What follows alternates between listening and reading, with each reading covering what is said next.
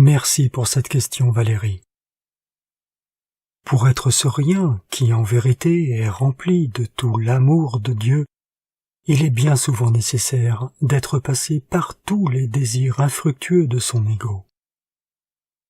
Et nous sommes, dans nos sociétés modernes, dont l'adjectif n'est nullement à gage de grande sagesse, dans la glorification de l'ego à tous les niveaux.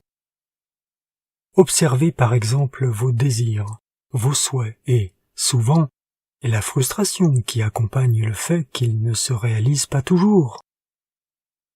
Et lorsqu'un souhait se réalise, un autre souhait prend sa place, et ainsi de suite.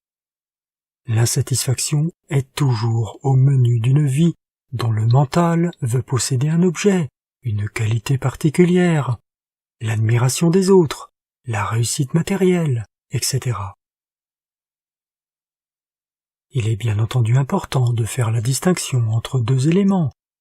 Par exemple, une personne peut conduire une belle voiture, mais vit-elle à travers sa jolie voiture, ou la conduit-elle, certes avec plaisir, mais accompagnée du plus grand détachement? Ainsi, tout est permis dans cette vie, si justement cette dernière nous apporte un certain confort, mais l'un fera de l'objet qu'il possède un étalement de son statut social, alors que l'être un tant soit peu éveillé à sa propre lumière intérieure en sera profondément détaché, tout en exprimant bien entendu sa gratitude envers la vie qui le pourvoit d'un certain confort. L'ego en chacun souhaite tellement de choses, et finalement ne provoque qu'une insatisfaction croissante.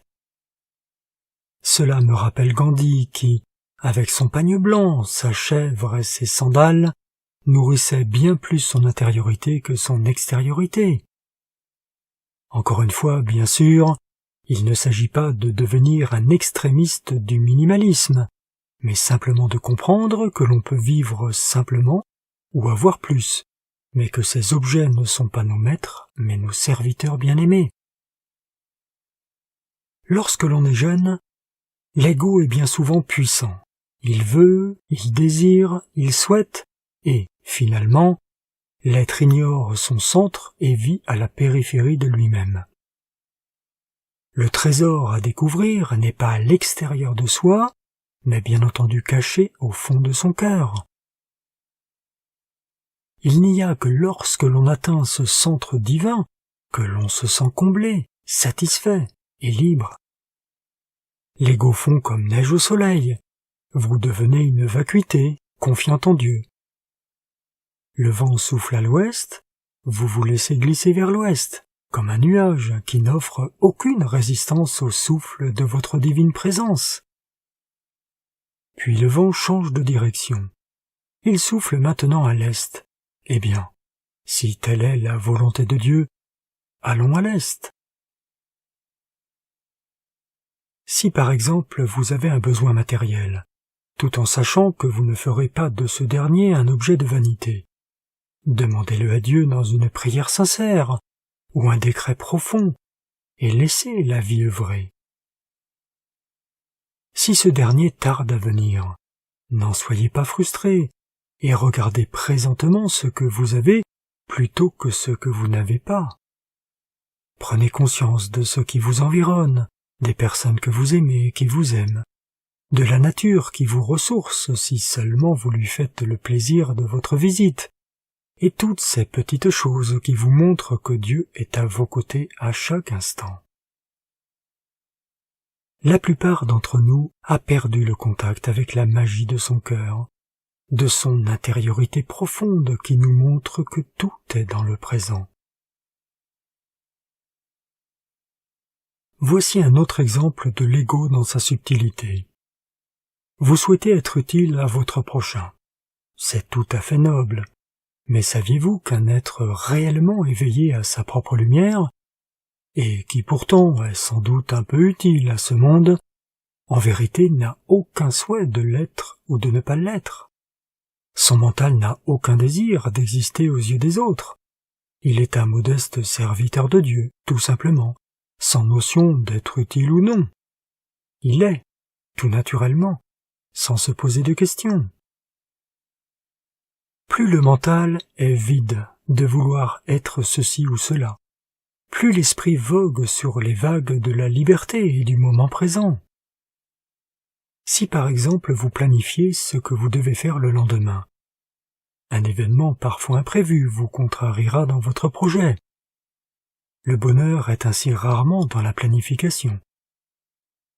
Bien sûr, la vie dans nos sociétés modernes pousse chacun à tout planifier, à échapper au plaisir du moment présent qui ne sait donc pas ce qu'il fera dans une minute.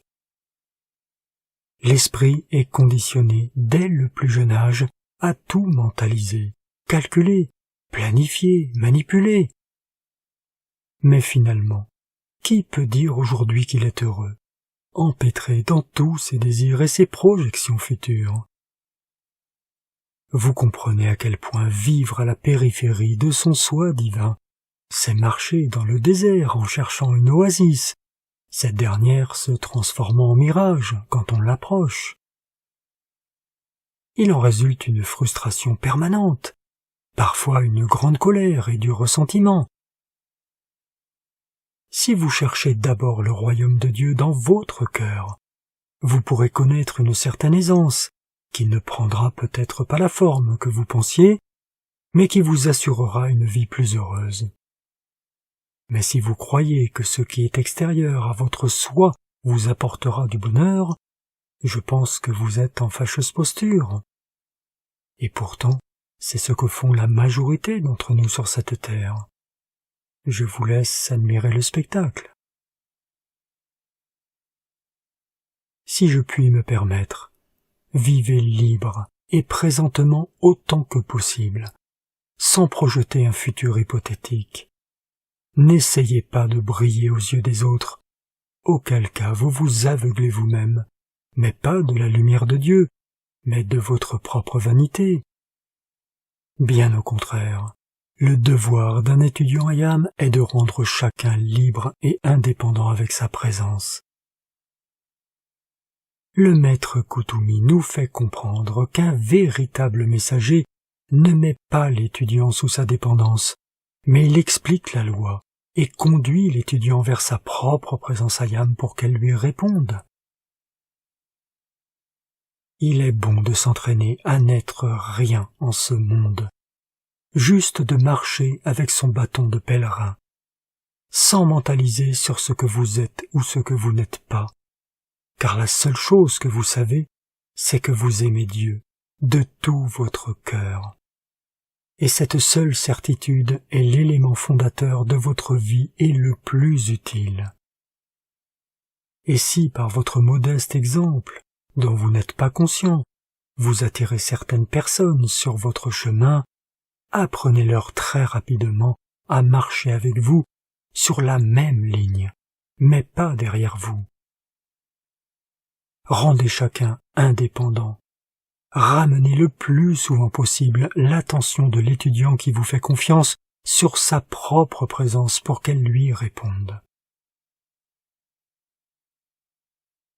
Si je puis me permettre également, ne vivez pas au travers des autres et de leurs belles paroles où tout semble idyllique, car à ce moment, vous désirez être ce que l'autre est, et cela, de la même façon, rentre également en contradiction avec la compréhension de n'être rien.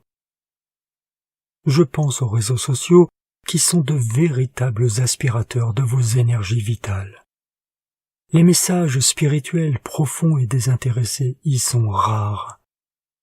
Si vous perdez des heures à vous gaver des discours des uns et des autres, avancez-vous réellement dans votre vie ou vivez-vous la vie des autres? Quelle place laissez-vous ensuite à la valeur de votre propre existence, à votre créativité, votre imagination et à la façon d'inventer votre vie de manière constructive? Imaginez une belle page blanche, sur laquelle vous avez dessiné un bel arbre, sur laquelle vous avez griffonné de belles notes de musique, ou encore couché le plan d'une jolie sculpture. Les réseaux sociaux sont comme un briquet dont la flamme est allumée en dessous de cette feuille où sont couchés les dons que vous a offerts la vie. Cette feuille brûle et emporte tout ce qui faisait de vous un être unique et merveilleux. Et il ne reste plus que des cendres. Calculez le temps que vous passez chaque jour à admirer la vie des autres et observez le peu de temps qu'il vous reste pour vivre la vôtre.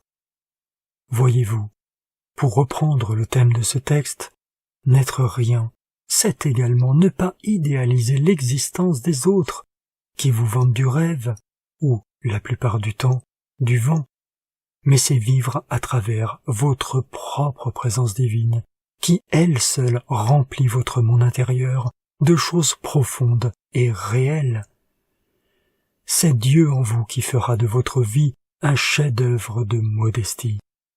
Car se construire intérieurement, c'est moins spectaculaire que de briller extérieurement, mais c'est cela qui vous assurera une place auprès du Père. Soyons bons, généreux, aimants, encourageants, humbles, et cela sans le savoir de façon égotique, puisque c'est Dieu qui manifeste ses qualités à travers soi. Ici-bas, nous ne sommes rien, et il est si bon et reposant de n'être rien d'égaux, de tous ces désirs futiles qui nous rendent malheureux, car c'est Dieu, si nous voulons bien lui laisser la place, qui règne et vit en notre cœur, et qui accomplit toutes les bonnes œuvres.